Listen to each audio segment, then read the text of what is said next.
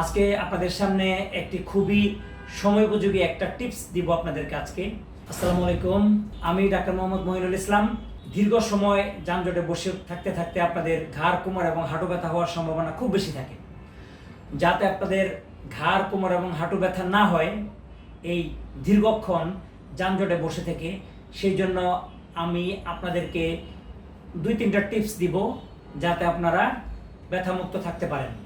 Number 1 tips, আপনি যখন বাসের সিটে বসবেন সবসময় একই পজিশনে থাকবেন না, একই পজিশনে অনেকক্ষণ বসে থাকবেন না। আপনি পজিশন চেঞ্জ করবেন। 30 মিনিট থেকে 1 ঘন্টার মধ্যে আপনি পজিশনটা চেঞ্জ করবেন।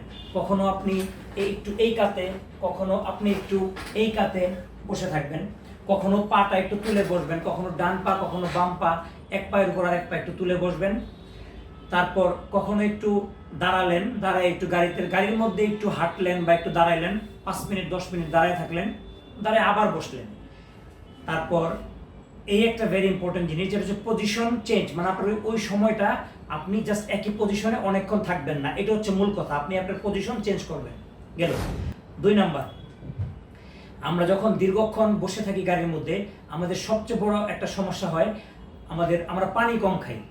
হ্যাঁ, যেহেতু জার্নিতে আমাদের টয়লেট অপ্রতুল ব্যবস্থা থাকে, এই জন্য আমরা পানি কম খাই।